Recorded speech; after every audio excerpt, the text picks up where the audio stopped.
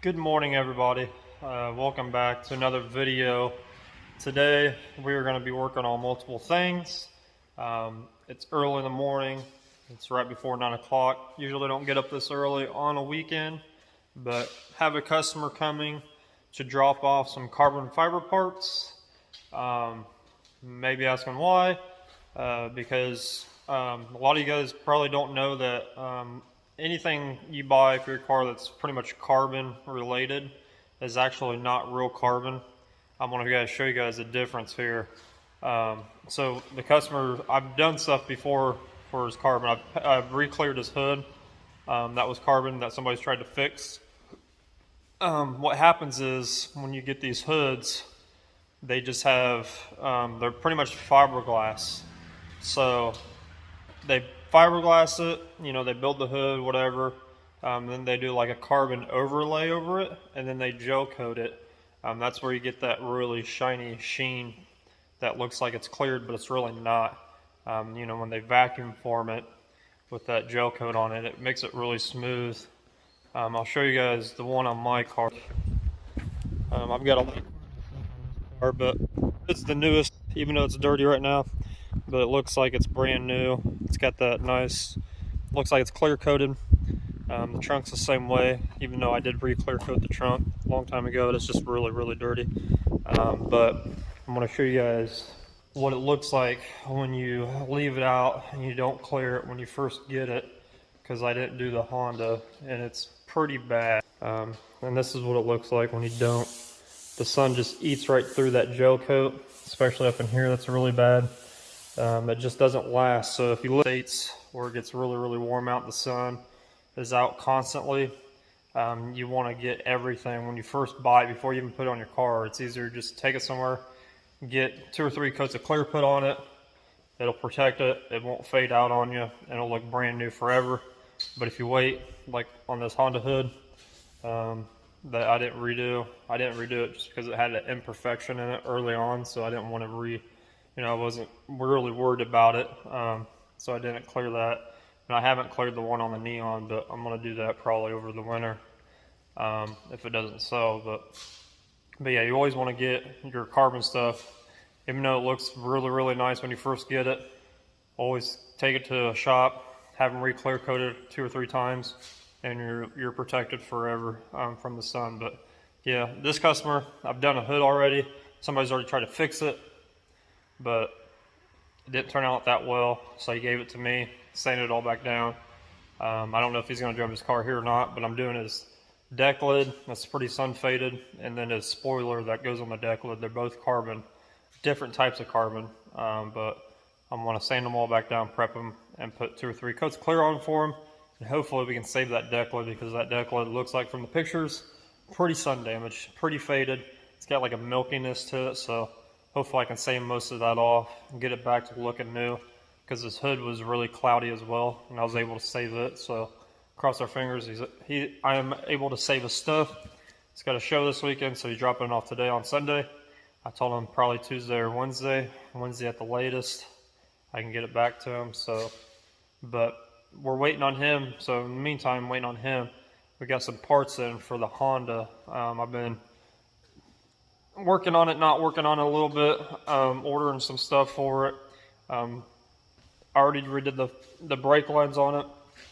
I didn't want to do this as fast as I did now, or as quick as the part came. I didn't really expect it to come here this quick. So since I already did the brake lines, when I was under there, I noticed the fuel lines were really bad as well. So it's just a matter of time that they're going to break and brittle. And if you're driving a car and the fuel lines erupt and they start leaking, it's not fun. It's pretty sketchy. I ordered new fuel line for it. It's the same thing as the brake lines. They're steel braided. It's a steel braided line. Goes from the tank all the way to the factory fuel filter, which is on this car, is at the back of the firewall right here. That looks really nasty, but it'll go and it'll plug in down here. And also comes with a rubber hose as well as some fittings. So I've never done fuel lines on a Civic this old. I've never had to replace, I've never done like performance-wise anything to it, so I don't know exactly if this is like a secondary line or like a feed line or what, but it says that it has it. It might be something that goes from the filter to the engine that you need to replace that they recommend you, but here's the fittings for it. So it comes out as a kit, which is really nice because it's pretty much just screw in, tighten it, and be done with it type of things. But the only bad part is you're gonna have to drop the fuel tank because the way that line goes, it goes up on top. So I'm gonna drop the fuel tank, work my way from the back to the front. That way I can know whether this line is actually part of the tank. That way we can get it done when we're in there, or if it's something extra that goes from the filter to the engine. Because I mean, there's a lot of nasty wires and here stuff. I haven't really traced it yet, but I just know where that line goes for the, it's just like the brake line, the old brake line. You just undo it and put the new one in and run it all the way back. And also I've got some zip ties here. So like I said in the last video, I have not zip tied the brake lines that I ran before underneath here. So I'm gonna do all this. I'm gonna zip tie it all together, all at once, and just get it nice and tucked up underneath the car. That way it's not dragging, because it is a pretty low car when it's on the ground. So that's the plan today. And then I also got some, I got some Evercoat. This is tiger hair. It's fiberglass hairs mixed in with the resin, gel type stuff. This stuff is really, really thick. If you get the stuff that's in the purple, the short hair, it's not as thick as this, but I like this stuff a little bit better just because how thick it is. And that's gonna go, I'm gonna block all this as flat as I can, put a really light layer over that with this to get it really, really hard and unified, and then we'll do bodywork over top of that, just to get everything shaped off. And then my goal is to this week is go around the car, mark all the dents, start pushing them out. I'm pretty sure, especially I know in the doors, there's some dents in the doors. I can take the doors off and get access behind the panels and push those out. But I'm pretty sure back here I can release these, and I'm not 100%. I can't remember the last time I worked on the interior on a car like this was a long time ago. So I'm pretty sure, but if you take this off, there's a big access to the back of the quarter panels where I can get to and beat some of these out, knock this one in. But this side is the worst as far as dents go. Got the one on the roof. I'm gonna try to take the headliner down. I'm just gonna let it fall down a little bit to where I can get access to that dent, and we'll push that out, just hammer and dolly it. And then we'll do a little bit of body work, fill in a little bit of these little dents here, get it really straight and smooth, and get it in primer. So that's the plan this week. Let's get this thing somewhat tore down, get the body work pretty much almost done. The side skirts are gonna need almost stripped because it's starting to chip underneath of them. Same way with the bumper, it's gonna need sanded really heavily to get all these stuff that's chipped and rocks and all that stuff that's chipping off of it. But everything else is pretty nice. So I'm gonna clean the shop up real quick. Customer should be here any minute. So by the time I clean the shop up and pick everything up to where I need it, start laying everything out, he should be here. And then I'll pick you guys back up and we'll do like a time lapse. That way, if you're interested in doing fuel lines or anything like that, you guys will know exactly how to do them. They're not hard, it's just a really messy job. All right, so it's been a few hours. I did some work on the Civic, went inside, got some deep, came back out here, dealt with that guy, dropped the carbon parts off. I'm gonna show you guys what I've done here to the Civic to get this line ran. So, with the front of the car, so there's a factory filter. The line runs from here. So you disconnect all this. I actually did it from the back to the front, but it runs underneath the car. So I have got the rear seat out of here.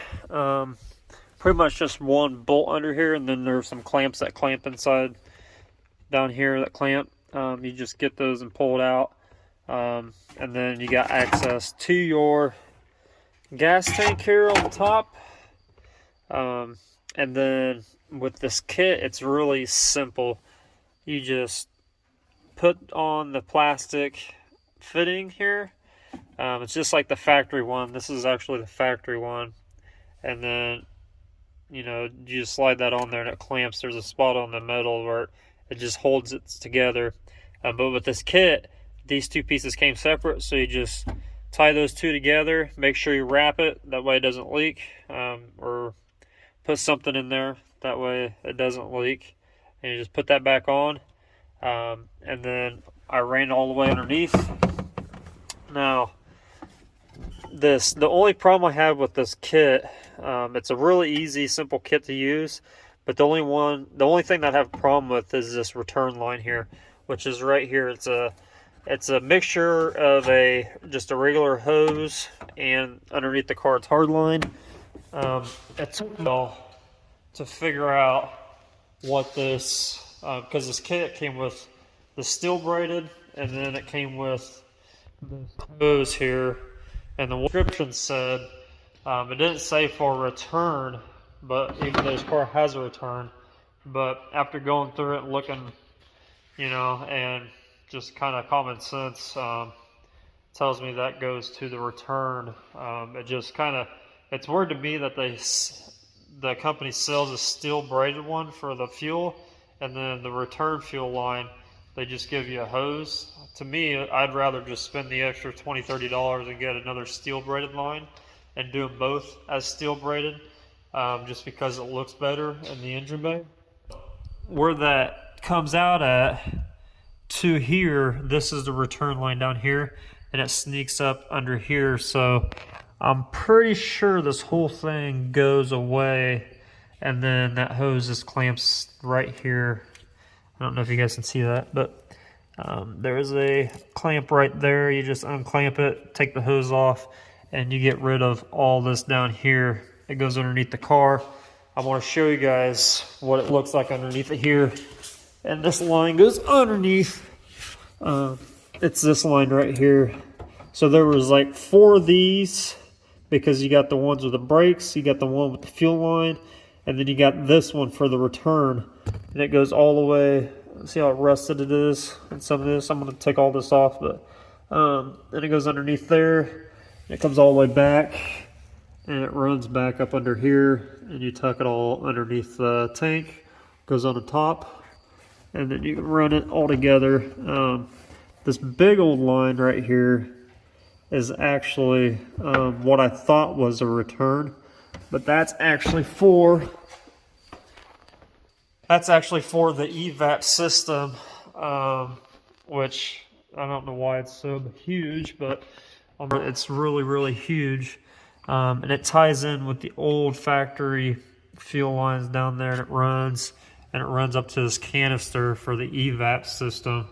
So that's the line I really wanted to get rid of. I was hoping that was the return line on this car, but it's not. It's just a regular old, looks like a steel brake line, because that big line for the evap system is really rotted out. So I'm thinking I'm just going to take it off with it and then run to the hardware store, you know, like O'Reilly's, and just get another regular hose line long enough, since I've already got the tank dropped and everything. So the whole gas tank, it's dropped, but I've got it on a piece of wood here. So it's one of those things, you know, when you're doing stuff like this and you're at it, you might as well just do it and get it over with. That way when you put it back up, you never have to drop it again.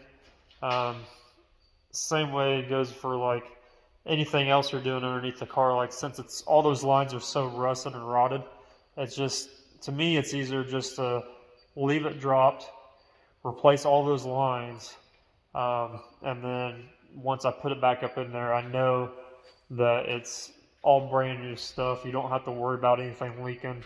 rotting out, anything like that, because you know it's all brand new. The car's probably going to run better just because of the line issue being so rotted out. It might have leaks, you just never know. These lines are really, really bad. So another thing I found out was you can't really see it, but up in here when you drop the gas tank a little bit, there's a fuel neck line. It runs all the way to your gas door. The part that I saw down here when I was lowering the tank, I seen that it was really rotted as well. So I might as well, I've already tried to look it up. You know, it's less than $100 to replace that filler neck line. So you might as well, that's the type of stuff you gotta think about. You know, you're already there. You don't want to have to drop the gas can, you know, the gas tank again down the road. Just go ahead and do it. You know, order the parts, get it out of the way. You know it's going to be brand new. You don't have to worry about it down the road. So once I get this car painted, I don't want to have to do anything else to it besides like maintenance stuff, as you know, as far as like brakes. You know, if it needs new coilovers or whatever down the road, these rot out. The little stuff like that I don't mind doing, but I don't want to have to do anything dealing with fluid again. I want to just be able to drive it and not have to worry about it. So that's kind of like my thinking on how I'm building this when I build a car. If I am going to like kind of restore it, I don't really consider this as a restoration because it would be all tore apart and everything would be flawless on it, engine bay and all. This, I'm just kind of piecing it together, fixing the major things wrong with it, fixing the body on it, painting it, and then down the road maybe, it really depends on the time frame I get done, because I end up getting busy and when winter starts to hit, people want to start giving me their stuff because they're not using it in the winter time. So that's when I start getting busy. So depending on when what shape this car is in is depending on how far I'm going to take it with the time frame that I have. Yeah, I could just let it sit here, but I'd like to drive it again once it gets nicer out. I don't drive this in the winter, so I'd really like to put a B16 or a B18C Type R motor in this thing. The look I'm trying to go for is the early 2000s. I remember seeing a EK Coupe silver, factory silver, online before the internet was even around, pretty much. I remember seeing this picture of this car, and it was just so clean. It was well done, even though it had a full body kit on it. A lot of people don't like body kits nowadays, but back then, this was what these cars looked. You know, this was the look everybody was trying to achieve, whether you had a Civic or whatever it was. Civics were really huge in my area, though. But this car, it was a factory color. Nothing too gaudy, nothing too crazy, no wide body kits, no nothing, just a factory body with the body kit on it. Some nice wheels, coilovers. I think it had like 18s on it for wheels. Really nice black face, chrome lip, polished lip, whatever you want to call it. And then it had a Type R motor in it with the red top, and the engine bay was shaved and painted silver to match the car. Windows were tinted dark as hell. The interior had like the Type R, ITR door armrests in it. Red floor carpet, red floor mats, Type R shift knob, just little stuff like that. It still looked like a factory car, but it wasn't. And that's kind of what I want to achieve with this car, is to give it that little bit of nostalgia to it that I grew up with. And kind of like that car that I've mentioned that I saw on the internet back in the day, but not really going crazy with it, like not fiberglass. And you know, back in my day, we used to fiberglass the door panels. We used to take them all apart and gut them, take the cloth off, take the vinyl off, because everything's hard plastic underneath of it. So we were able to do like the dash tops where you take the vinyl off of this. It's like a really hard plastic, so you put a layer, a skim coat of like glaze over it to smooth it out, and you primer the crap out of it, and you can paint these any color you want to match your car. We did a lot of that stuff back in the day. Some people would actually molded things into their dashes and then painted it to give it that, that custom look. We used to do a lot of stuff. We used to mold fiberglass speakers inside the doors, big sound systems. Stuff like that was huge back in the day, so I'm not going to go that far with it because I want to be able to enjoy the car still. I'm not really doing a show car build. I just want to do a clean look that represents that era back in the day. So that's my goal. So I want to finish off the fuel lines. It's just a return. It's really not that big of a deal. I can get this done in probably 30 minutes since I have everything pretty much loosened up. The hardest part with doing fuel lines, especially on this car since everything's really rotted and rusted, is to get the lines out. I tore all the old factory lines out because I don't want them sitting in there. A lot of people will just leave them in there and then just run the new lines over top. I wanted to gut everything. I want everything to be nice and fresh and new. So, but yeah, I'm going to do that. And then I'm going to... What the customer dropped off earlier, it's a newer Civic. I think he said it was a 16 or 17 maybe body style. But this is his carbon deck lid. This is his carbon spoiler. As you can tell, like I said earlier, it's kind of cloudy and faded. All that will go away once you start sanding it. It's really not in that bad a shape. You could probably buff this out, wet sand and buff this out. But he really wants everything to be re-cleared. He's got carbon side skirts. He's got carbon fenders on this car. I've already done his carbon hood. He's got a lot of carbon parts that he wants me to re-clear, but he's got a show coming up. It's Sunday. They're leaving Thursday night, so I need to get this done for him by Wednesday so he can put this back on the car and make it look brand new. So it should look pretty much just like this when I get done clearing it all over it. As you can tell, it's kind of just cloudy through here. That's what happens when you let this stuff sit. If you don't re-clear it when it's brand new, the sun will start eating through it, start making it look really, really dingy, really cloudy. And then he also gave me his center section to re-clear. That goes right in the middle of this deck lid. It goes something like that. It goes backwards. So that goes in there like that. So we're going to do this as well. So everything matches really, really nice. This has got some cloudy spots in it. Like I said, once I prep this, sand it, I'll sand a lot of the gel coat off of it. And then I'll clean the crap out of it. The only part that's really, really bad, and I've kind of talked to him about this, was this spoiler here.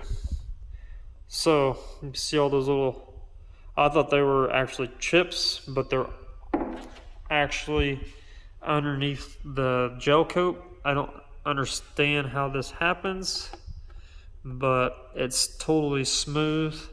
Even the cracks right here, all this is smooth, but for some reason the pressure of the mold or something has stretched the weave and kind of disrupted it. So it's got all these nasty, it looks like chips in it, but it's not. It's just, I don't know what it is, honestly. So I told him if he would care if I would just fine line this and just put like a black stripe down here to cover a lot of this. And he said he was fine with that because I don't want to re-clear this, because this is not going to go away when I re-clear it. Even when you sand it to re-clear it, it's still going to be there. So if I can just fine line the very top edge of that and go along here and just make a little black stripe around the whole outside edge, I think that'll look just fine. It's not going to look too crazy god awful when you put it back, because this goes right up here. So I think that'll be just fine like that. If I can just mask that off and do a black. The only thing that drives me nuts is the carbon's different on this. This is a Cybon, and this was from another company that he bought this off of. So it's a little bit darker than this, but maybe once I sand most of this gel coat off and put new over this, I don't know.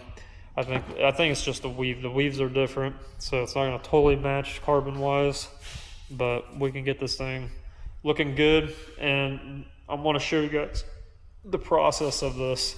It's really not hard to do. It's a lot of time. It's a lot of material because clear, clear is it's really thick. So the more you put on, the more protection your part's gonna have. And with this being carbon, I usually do like 3 or 4 coats of clear on it. And then if I need to, I'll wet sand and buff it, depending on how much dirt's in it. So you're really just using a lot of material, and it's just taking a lot of labor up. It's really not hard to do.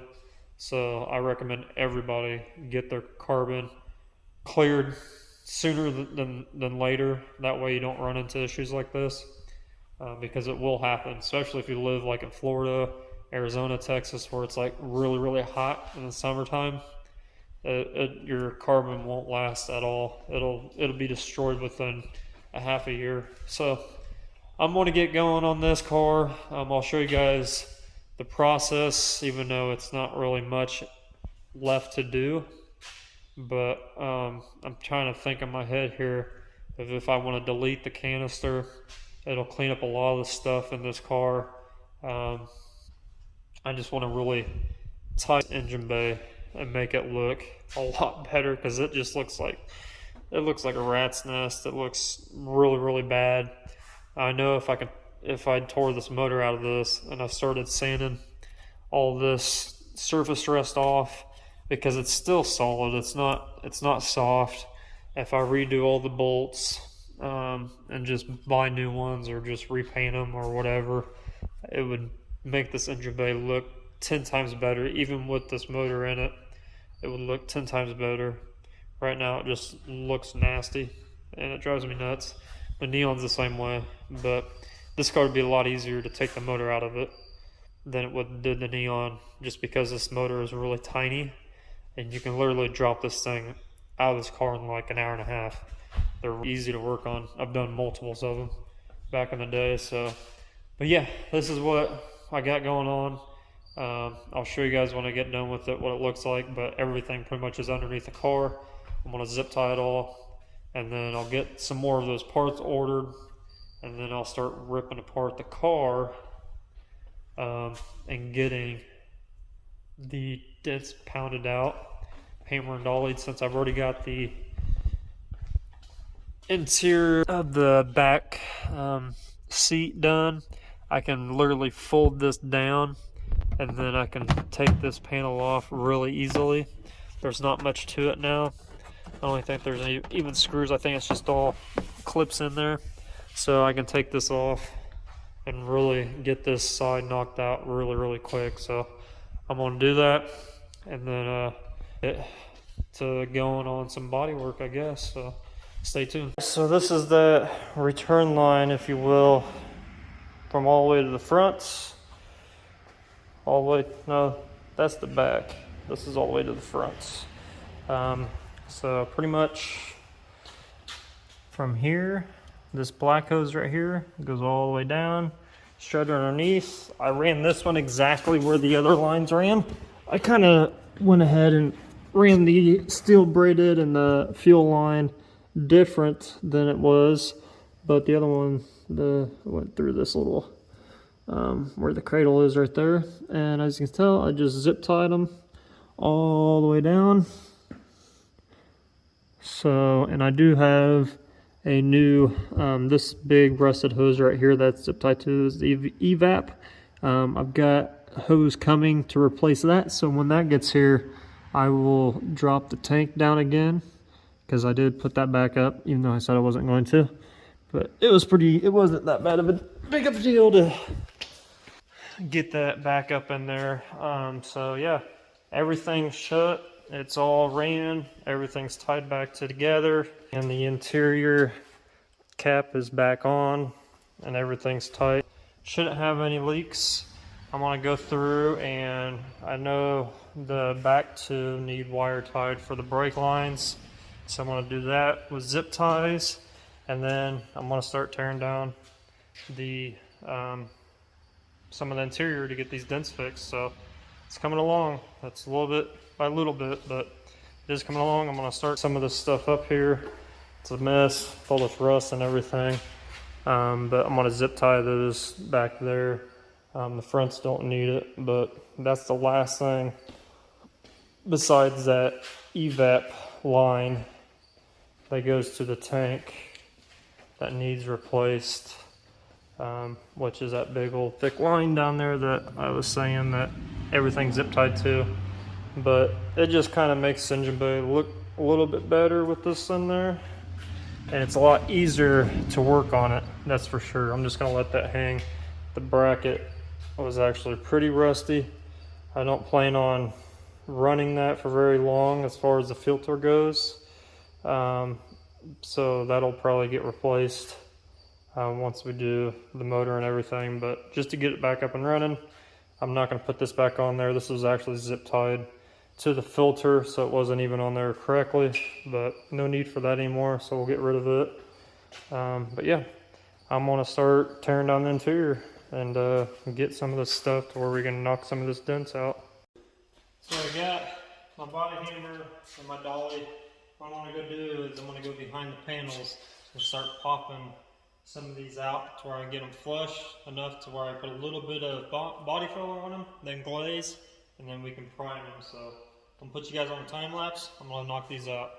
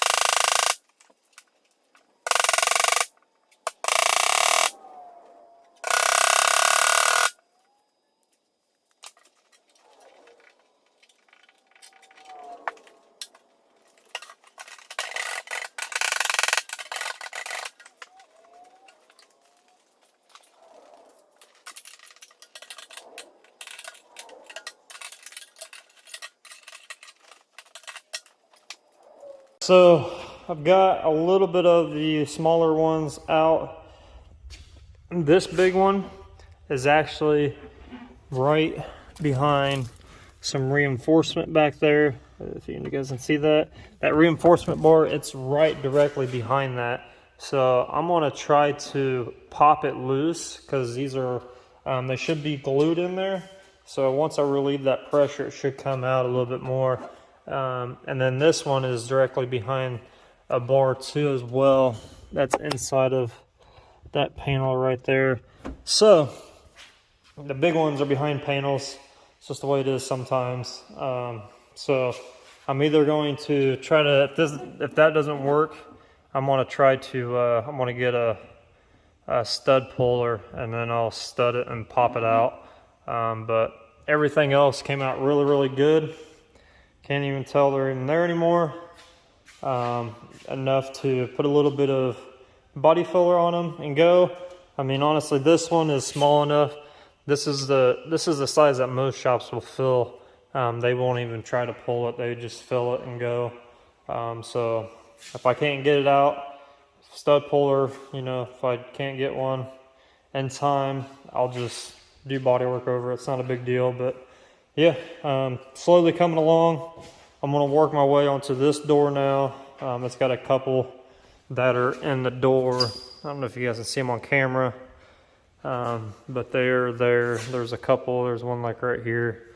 So just a couple of small things. So continue working on this, and I'll show you guys what it looks like after I am done. All right, so as you can see, I've torn some of the car apart.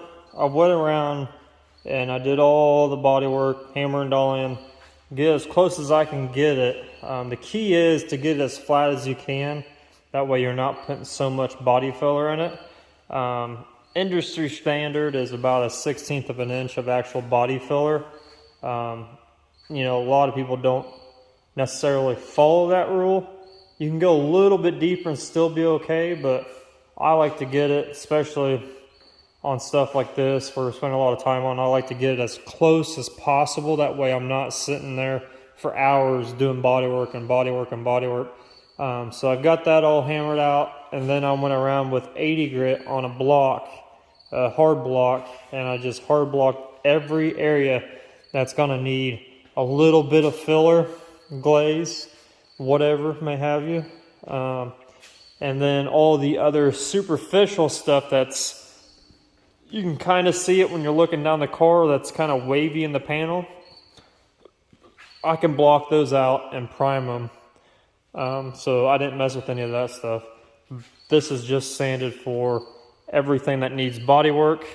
The one on the roof, I was able to pull the sunroof back and get my little tool up in there, the little long clip tool that I had, and pressed it a little bit and got a little bit smoother, closer than what it was. That was really caved in, so happy that came out a little bit. It's ready for some body filler.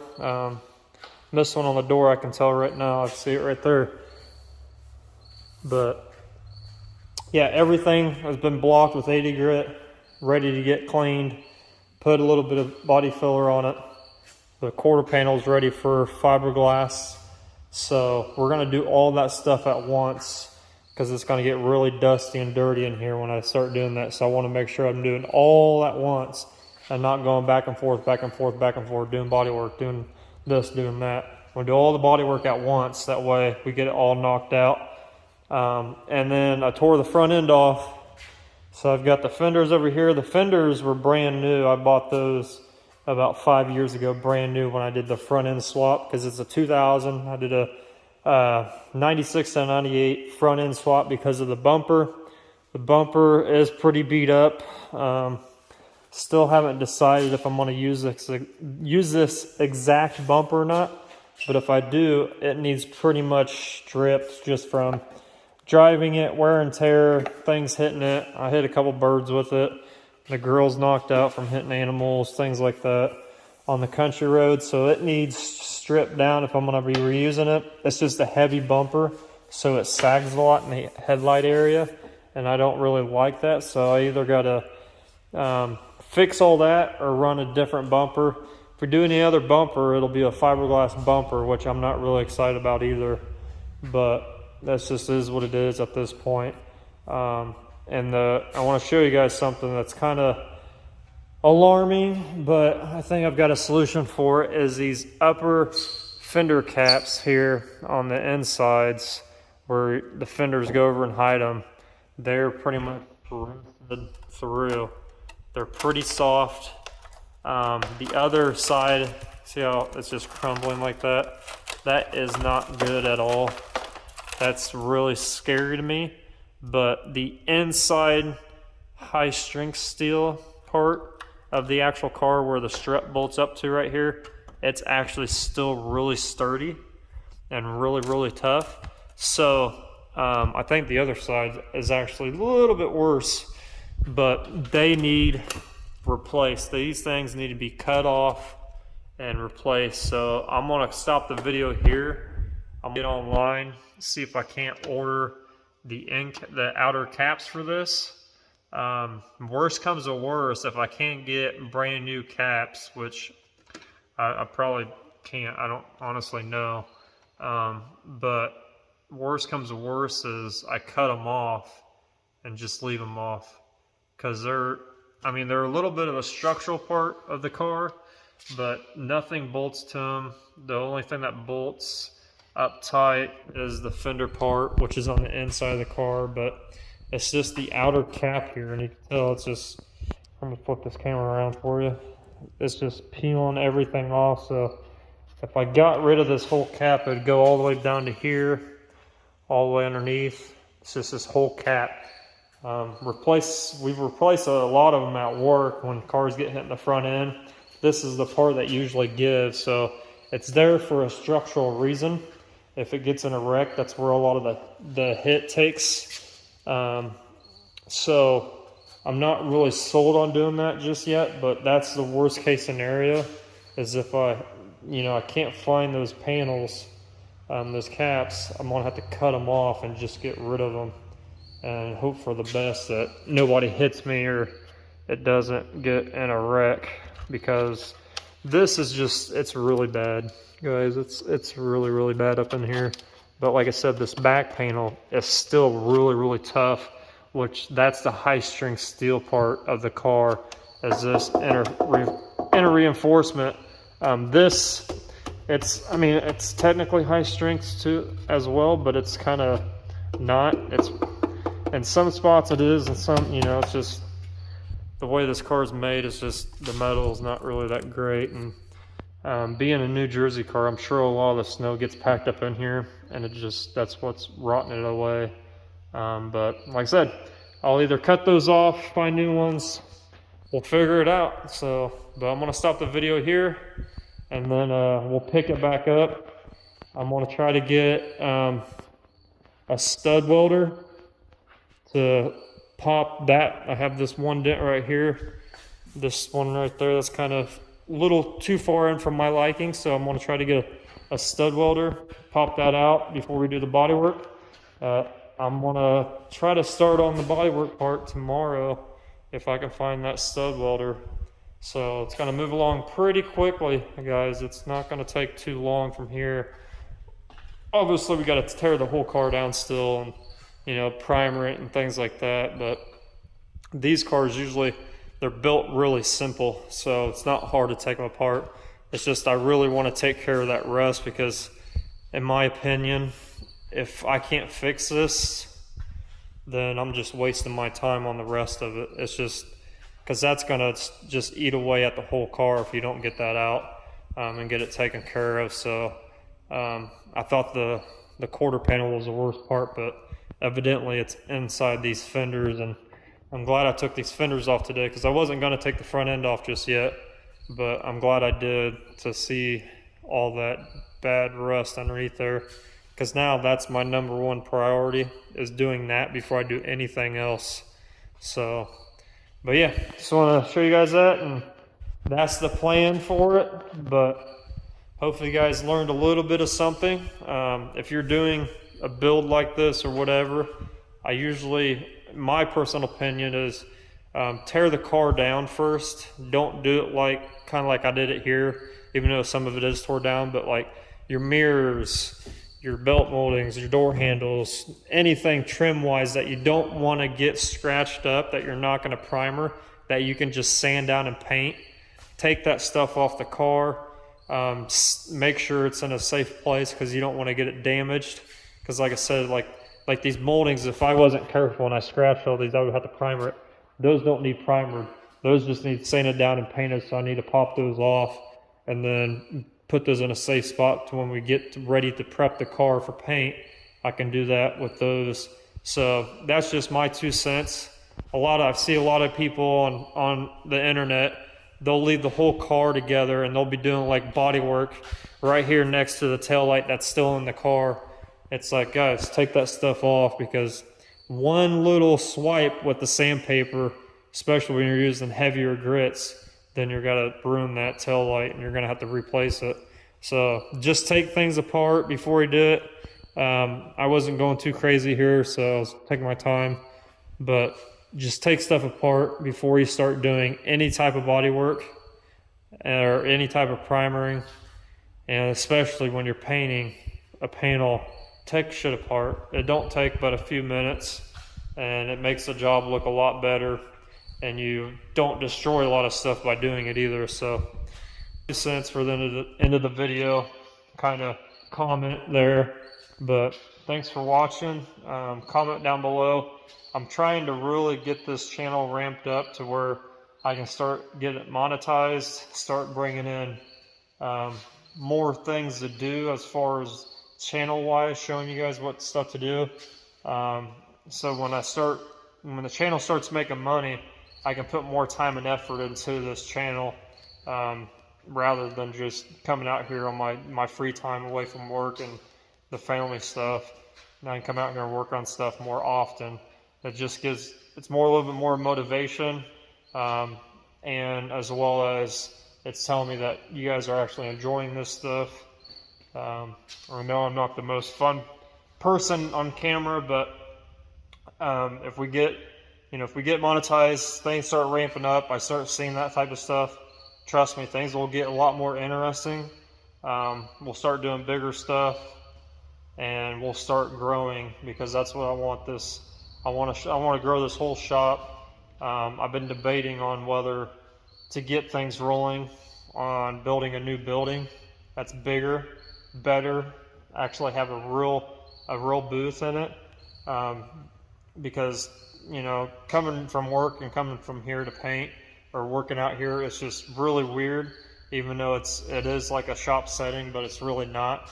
It's hard to explain, but if you ever work in a shop and you go home and try to work and you try to do things, it just doesn't feel right. So I really want to grow this shop into something that is going to be a legitimate, not only business, but a legitimate shop. Because right now I'm having to turn people away that want just like all over paint jobs or anything like that, because I can't get so much stuff in here at once, because A, I don't have the room, and two, when you start doing that type of stuff, it takes a long time. So the space wise, I need more space. I need like a better compressor, honestly. I mean, this area works for me painting, but to be honest, it really doesn't at the same time, because I'm pretty anal. I don't like wet sand and buff, and I don't like dirt getting in my stuff. So if I can get something to where it's really, really flawless, and not have to just like kind of do a little nibbing, then that's better off for me. It's just how I think in my head. As a painter, I'm really, really picky about stuff, so I like to have something that's a lot cleaner, like an area that's a lot cleaner to do stuff in. So, and that stuff will start coming as this channel starts to grow. And I'm thinking after winter, so another 5 months, I'm just going to do nothing but save, and try to see how much I can save up from my other job to where I can actually start putting money into this place, like big money, and get this place to where I'm more happy with it. Not that I'm not happy with it now, but like I said, it's just, I like having an area to do stuff. I like things being really clean, organized. I don't like turning people away from paint jobs, because I can do pretty much everything. I've done it for a long time, so I know the ins and outs of, if somebody wants an all over done or whatever it is, or little things painted, then I don't have to worry about them sitting around for very long, because I'll have the area to put them, and I'll have the environment that's needed to do a really good job. Not that I can't do it now, it's just, it takes a little bit more extra work, if that makes sense, where it is right now. And that's just like prep work and making sure things are really clean and things like that. Not that you don't have to do that if you do work in a real like paint shop or have a real booth. You still got to work at it, but it's hard to explain. It's just the feeling that you have, and the product, anything you do in this industry is done by your hands. So anything like in your mind that's stopping you from doing a really good job, it's going to show in your work. So, but that's just me. A lot of guys out on the West Coast, they got a shop and they spray pretty much outside with the doors open, and they just wet sand and buff the crap out of everything. But here we have all 4 seasons. It's colder than it is warmer here usually, so everything you got to do, it's got to be in a controlled environment, so it makes it a little bit harder. So that's just something I'm working towards. So I want to make sure you guys know that I'm doing things on the back end as well to get this place ramped up. And I'd like to just honestly be out here full time, but who knows, that might happen down the road, but little steps at a time. So once I see this, like I said, once I see the channel growing, people start subscribing, things get, the channel gets monetized, and I can start actually ramping things up and be proud of what we're doing here. Because like I said, I don't want to be just another channel. I don't want to be another just a car building channel. I want you guys, the people, to learn off of it, because I think YouTube's going to be more of a learning, like more. It's going to be, what am I trying to say here? It's going to be something that's going to be more used as learning than it is for entertainment down the line. That's just my own opinion. I think some of the guys that have been doing this for a long time that make big money, you know, whether they're doing pranks or whatever they're doing, I think that stuff's going to fall off within time, because there's only so much you can do faking stuff.